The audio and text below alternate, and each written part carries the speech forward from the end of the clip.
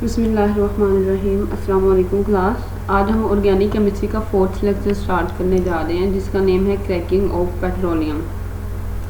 Cracking of petroleum start करने से पहले आप लोगों को पता होना चाहिए हाइड्रोकार्बन्स क्या होते हैं। आप लोगों ने 10th में ये हाइड्रोकार्बन्स और इनकी टाइप्स पढ़ी थी। हाइड्रोकार्बन्स दो तरह के होते हैं, सैचुरेटेड और अनसैचुरेटेड। जो सैचुरेटेड होते हैं उनमें अल्केन आ जाता है जिनमें सिंगल बॉन्ड प्रेजेंट होता है। ऐसे ऑर्गेनिक कंपाउंड जिनके अंदर सिंगल बॉन्ड प्रेजेंट होता है उनको हम कहते हैं सैचुरेटेड हाइड्रोकार्बन्स। इनका जो जनरल फार्मूला है CnH2n+2 है, मतलब जो हाइड्रोजन की क्वांटिटी है वो कार्बन की क्वांटिटी के 2 गुना होगी और साथ में उसमें 2 हमने प्लस भी किया है। फॉर एग्जांपल अगर इसकी एग्जांपल देखी जाए तो मीथेन है, मतलब C1 है, N की जगह पे हमने 1 ऐड कर दिया, इधर भी N की जगह पे हम 1 ऐड कर देंगे तो C1 H2 × 1 + 2 = 4 CH4। इसको हम मीथेन कहते हैं। अगर इसका ओपन फॉर्मूला लिखा जाए तो कुछ इस तरह से है। इसी तरीके से इथेन है C2H6। अब देखिए N की जगह पे 2 ऐड करें तो हमारे पास ओवरऑल फार्मूला C2H6 बनेगा और इसका ओपन फार्मूला इस तरह से। अब इसके अंदर कौन सा बॉन्ड है? सिंगल बॉन्ड है। इसी तरीके से प्रोपेन है और उसका जो स्ट्रक्चरल फार्मूला है वो कुछ इस तरह से। आप देख रहे हैं इन तमाम कंपाउंड में सिर्फ एक सिंगल बॉन्ड प्रेजेंट है। अब ऐसे तमाम ऑर्गेनिक कंपाउंड जिनमें सिंगल बॉन्ड प्रेजेंट होता है उनको हम अल्केन कहते हैं। अनसैचुरेटेड हाइड्रोकार्बन्स ऐसे हाइड्रोकार्बन्स हैं जिनमें या तो डबल बॉन्ड प्रेजेंट हो या ट्रिपल बॉन्ड प्रेजेंट हो। अब वो हाइड्रोकार्बन जिनमें डबल बॉन्ड प्रेजेंट होता है उनको अल्कीन्स कहते हैं। इनका जो जनरल फार्मूला है वो CnH2n है, मींस कार्बन की जितनी क्वांटिटी होगी उसके डबल हाइड्रोजन की क्वांटिटी होगी। अल्केन में क्या था? कार्बन की क्वांटिटी जितनी होगी हाइड्रोजन की उससे डबल होगी, साथ में +2 ऐड भी करेंगे। लेकिन अल्कीन में क्या है? कार्बन की क्वांटिटी के डबल हाइड्रोजन की क्वांटिटी होगी। फॉर एग्जांपल इथीन आप लोगों ने पढ़ा होगा, सिंपलेस्ट मॉलिक्यूल है अल्कीन्स का। इसका अगर हम स्ट्रक्चरल फार्मूला लिखें तो वो कुछ इस तरह से है। इसी तरीके से आप लोगों ने प्रोपीन पढ़ा होगा जिसका स्ट्रक्चरल फार्मूला इस तरह से है। अब देखें इन दोनों कंपाउंड्स के अंदर, इन दोनों ऑर्गेनिक मॉलिक्यूल्स के अंदर हमारे पास डबल बॉन्ड प्रेजेंट है। इसी वजह से हम इसको क्या कहते हैं? अल्कीन्स कहते हैं। अब बेटा इसका नाम इथीन क्यों है, इसका नाम प्रोपीन क्यों है, ये नेक्स्ट हम चैप्टर 8 स्टार्ट करेंगे तब हम इसमें नोमेनक्लेचर पढ़ेंगे, तब आप लोगों को ये बात क्लियर होगी। अभी के लिए आप लोगों ने ये याद रखना है कि हाइड्रोकार्बन्स दो तरह के होते हैं, सैचुरेटेड अनसैचुरेटेड। सैचुरेटेड में अल्केन्स हैं। अल्केन्स ऐसे हाइड्रोकार्बन जिनमें सिंगल बॉन्ड होता है और अल्कीन्स हैं अनसैचुरेटेड हाइड्रोकार्बन्स में ऐसे हाइड्रोकार्बन जिनमें डबल बॉन्ड होता है। इसी तरीके से ऐसे हाइड्रोकार्बन जिनमें ट्रिपल बॉन्ड होता है वो भी अनसैचुरेटेड की कैटेगरी में आते हैं। इनका जनरल फॉर्मूला है CnH2n-2। अब देखिए अल्केन में हाइड्रोजन की क्वांटिटी कार्बन की क्वांटिटी के डबल थी और साथ में हमने 2 ऐड भी किया था। अल्कीन में हाइड्रोजन की क्वांटिटी कार्बन की क्वांटिटी के डबल थी, लेकिन अल्काइन में हाइड्रोजन की क्वांटिटी कार्बन की क्वांटिटी के डबल है, लेकिन उसमें हमने 2 जो यूनिट है वो उसको सब्सट्रैक्ट भी किया।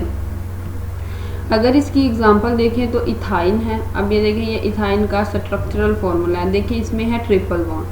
तो ऐसे तमाम कंपाउंड जिनमें सिंगल बॉन्ड है वो सैचुरेटेड हाइड्रोकार्बन हैं और इनकी एग्जांपल है अल्केन। ऐसे तमाम ऑर्गेनिक कंपाउंड जिनमें डबल बॉन्ड है वो अनसैचुरेटेड हाइड्रोकार्बन्स हैं। इनकी एग्जांपल है इथीन एंड प्रोपीन।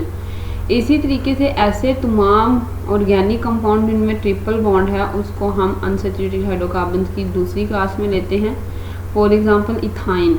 ठीक है, तो ये आप लोगों ने पहले मैट्रिक में पढ़ लिया है, इसको मैंने जस्ट रिवाइज़ किया क्योंकि जो हमारा क्रैकिंग का टॉपिक है वो हाइड्रोकार्बन की बेस पे है। उसमें डिफरेंट टाइप्स के हाइड्रोकार्बन ऑब्टेन होते हैं, सैचुरेटेड और अनसैचुरेटेड, तो उसके लिए इसका नॉलेज होना आपके पास ज़रूरी था। क्रैकिंग पे जाने से पहले सबसे पहले हमें ये पता होना चाहिए कि हम क्रैकिंग करते क्यों हैं।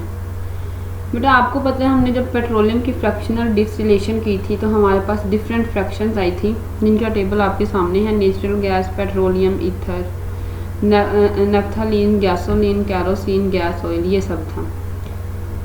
अब देखें इन तमाम फ्रैक्शंस में से जो हम सबसे ज़्यादा यूज़ करते हैं वो गैसोलीन है।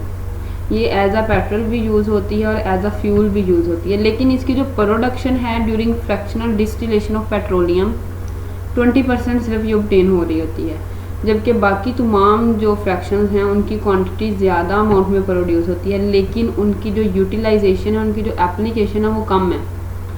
तो इसके लिए हम क्या करते हैं, हम जो हायर फ्रैक्शंस हैं पेट्रोलियम की, जो हायर फ्रैक्शंस है, हायर फ्रैक्शंस का मतलब है जिनमें कार्बन की क्वांटिटी ज़्यादा है।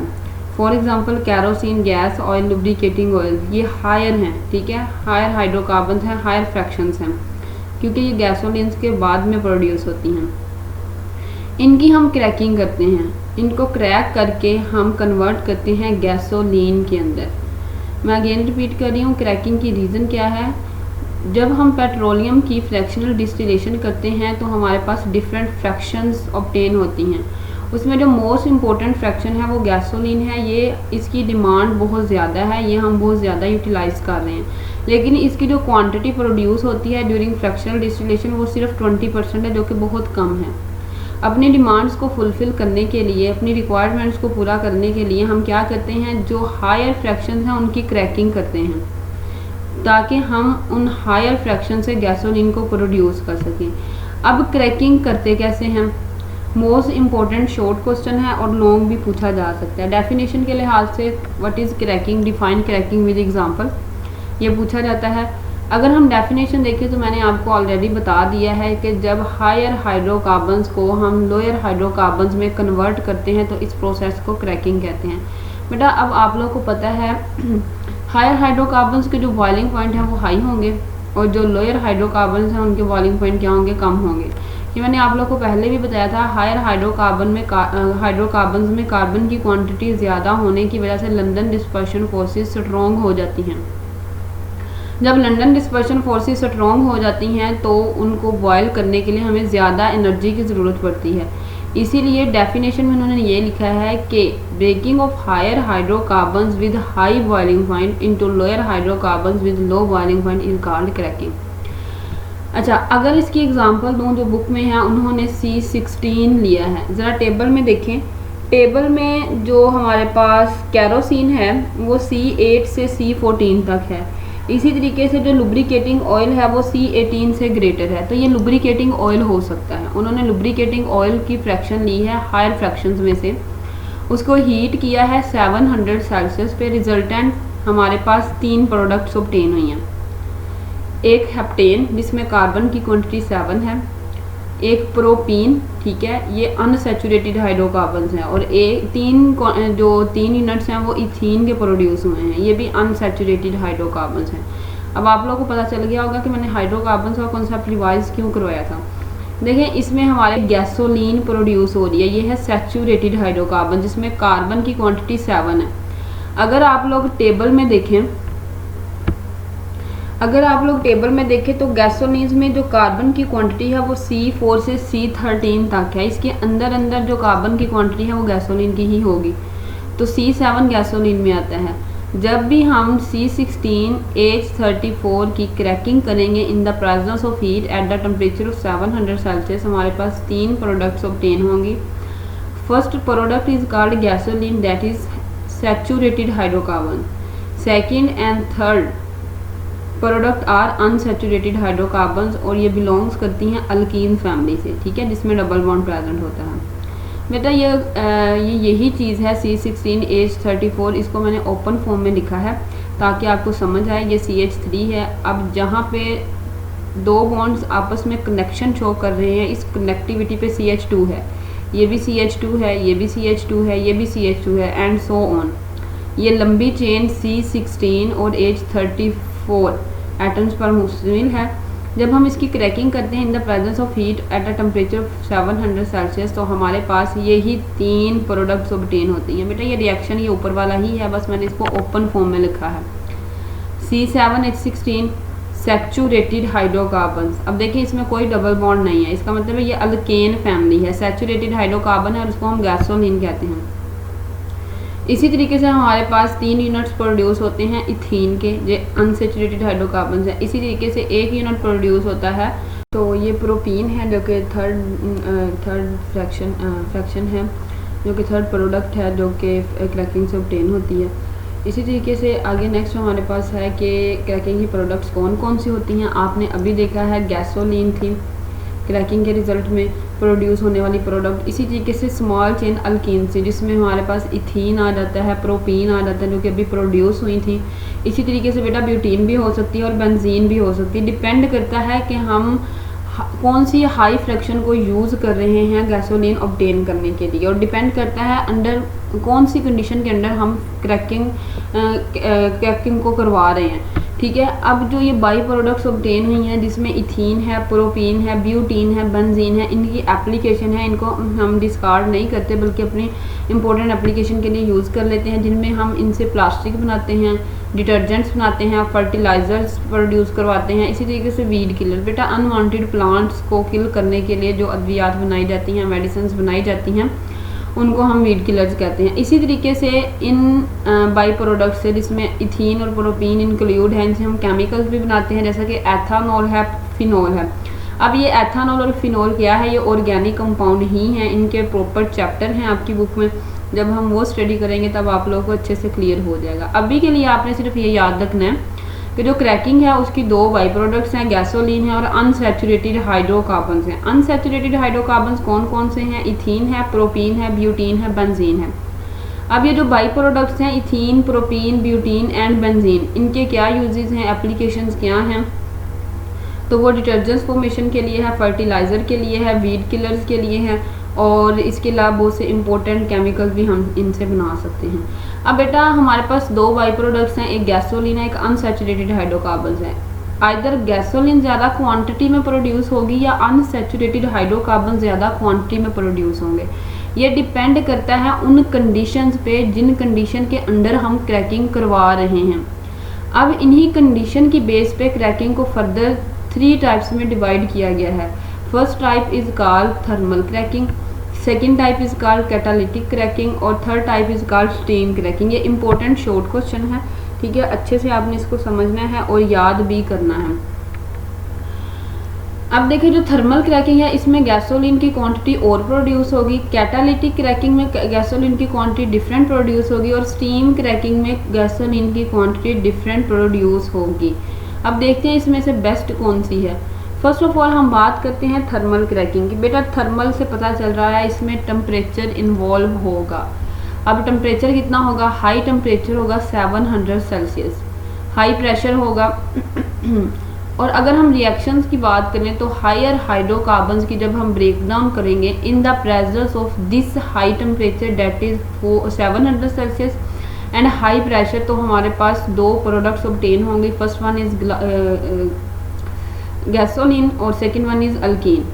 अब बेटा ये एरो मैंने शो करवाए हुए हैं, इन एरो से क्या मुराद है? जो गैसोलीन है थर्मल क्रैकिंग के रिजल्ट में बहुत लेस क्वांटिटी में प्रोड्यूस होती है, जबकि जो बाई प्रोडक्ट्स हैं, अल्कीन्स हैं, अनसैचुरेटेड हाइड्रोकार्बन्स हैं, वो ज़्यादा क्वांटिटी में प्रोड्यूस होते हैं। हमारी डिज़ायर प्रोडक्ट गैसोलीन है, तो इस टाइप की क्रैकिंग से गैसोलीन लेस क्वांटिटी में प्रोड्यूस हो रही है। इसका मतलब है ये क्रैकिंग इतनी ज़्यादा एफिशिएंट नहीं है। आपने बस इसमें ये याद रखना है कि जब हम हायर हाइड्रोकार्बन्स को क्रैक करते हैं into lower hydrocarbon that is gasoline और alkene in the presence of high temperature 700 Celsius and high pressure is called thermal cracking. और एक बात ये याद रखनी है कि थर्मल क्रैकिंग गैसोलीन की क्वांटिटी लेस प्रोड्यूस करती है, जबकि दूसरे बाई प्रोडक्ट्स हैं इसको ज़्यादा क्वांटिटी में प्रोड्यूस करती है, इसीलिए थर्मल क्रैकिंग इतनी ज़्यादा एफिशिएंट नहीं है। कैटालिटिक क्रैकिंग ज़्यादा बेस्ट है। वो कैसे है वो देख लेते हैं बेटा। अब इसके नाम से पता चल रहा है इसमें हम कोई कैटालिस्ट यूज़ करेंगे। आपको पता है कैटालिस्ट क्या करता है? रेट ऑफ रिएक्शन को इन्हांस कर देता है। फर्स्ट ईयर के चैप्टर 11 में आप लोगों ने पढ़ा था रेट ऑफ रिएक्शन के बारे में। तो अगर हमने रेट ऑफ रिएक्शन को एक रिएक्शन को कम टाइम में ऑब्टेन करना है तो हम क्या करते हैं? कैटालिस्ट अप्लाई कर देते हैं। एक्टिवेशन एनर्जी को ये डिक्रीज़ कर देता है रिएक्शन की। अब बेटा जो इसमें कैटालिस्ट यूज़ होते हैं वो सिलिका है, एलुमिना है। एमसीक्यूज़ पॉइंट ऑफ व्यू से भी ये इंपॉर्टेंट है और शॉर्ट क्वेश्चन के लिहाज से भी ये इंपॉर्टेंट है। इसमें लो टेम्परेचर यूज़ होता है 500 सेल्सियस और लो प्रेशर यूज़ होता है 280 m। इसमें हम क्या करते हैं, हायर हाइड्रोकार्बन्स को इन the presence of low temperature, low pressure and by using catalyst that is silica और एलुमिना कन्वर्ट करते हैं इनटू गैसोलीन और अल्कीन। अब देखें इसमें गैसोलीन के एरो मैंने ऊपर की तरफ शो किए, इसका मतलब है कैटालिटिक क्रैकिंग से गैसोलीन की क्वांटिटी ज़्यादा प्रोड्यूस होती है जबकि अल्कीन की क्वांटिटी कम प्रोड्यूस होती है, तो ये मोर एफिशिएंट हुई। इसी तरीके से मैंने आगे एक एनर्जी डायग्राम दिखाई है आपको, एनर्जी और रिएक्शन प्रोग्रेस, ये मैंने कैटालिस्ट की एफिशिएंसी दिखाने के लिए इधर पुट की है। आप लोगों ने इसको याद नहीं करना, जस्ट समझना है। अगर हम कैटालिस्ट अप्लाई नहीं करते तो ये रिएक्टेंट हैं, ये प्रोडक्ट हैं, इन्होंने ये एनर्जी हेल्प करना है, ठीक है। इनके पास अगर इतनी हो ही ये प्रोडक्ट बना सकते हैं, अदरवाइज नहीं, ठीक है। अब क्या हुआ कि हमने क्या किया, कैटालिस्ट अप्लाई कर दिया। कैटालिस्ट क्या करता है, इस एक्टिवेशन एनर्जी को कम कर देता है। और अब देखिए activation energy by applying catalyst इतनी सी रह गई है, स्मॉल क्वांटिटी में एक्टिवेशन एनर्जी अब है। अब रिएक्शन इजीली प्रोसीड कर जाएगा, इसका रेट ऑफ रिएक्शन इंक्रीज हो जाएगा, इजीली ये इस हिल से क्रॉस करेगा और हमारे पास प्रोडक्ट ऑब्टेन हो जाएंगे। कैटालिस्ट ने क्या किया, रेट ऑफ रिएक्शन को इंक्रीज कर दिया है। यही रीज़न है कैटालिटिक क्रैकिंग की जो एफिशिएंसी है वो ज़्यादा है थर्मल क्रैकिंग की निस्बत। अब नेक्स्ट हमारे पास है स्टीम क्रैकिंग। बेटा इसमें जैसा कि नाम बता रहा है हम स्टीम यूज़ करेंगे, टेम्परेचर 900 सेल्सियस यूज़ करेंगे। हम क्या करेंगे, इसमें हायर हाइड्रोकार्बन्स की क्रैक करेंगे in the presence of steam, in the presence of temperature that is 900 Celsius into gasoline और अल्कीन।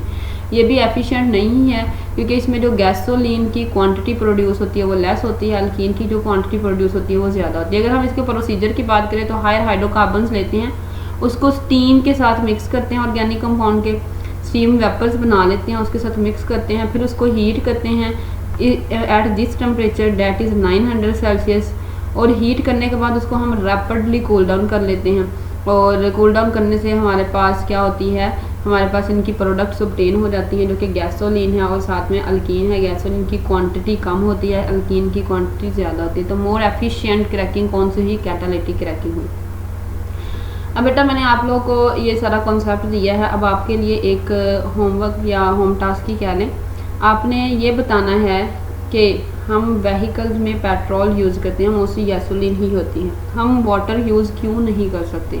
आंसर लॉजिकल होना चाहिए, ये नहीं कहना कि वाटर के अंदर वो एबिलिटी है कि वो व्हीकल को ऑपरेट करवा सकता है, जबकि सॉरी पेट्रोल के अंदर ये एबिलिटी है, वाटर के अंदर एबिलिटी नहीं है, तो ऐसा कुछ नहीं है, आंसर लॉजिकल होना चाहिए। तो नेक्स्ट इसका आंसर अगर आप लोग इंटरेस्टिंग होंगे तो मैं आप लोगों को बताऊंगी। तो बाकी आप लोगों ने ये देखना है कि why we use petrol for vehicles not water. ठीक हो गया, आज के लिए बस इतना ही। अल्लाह हाफिज़।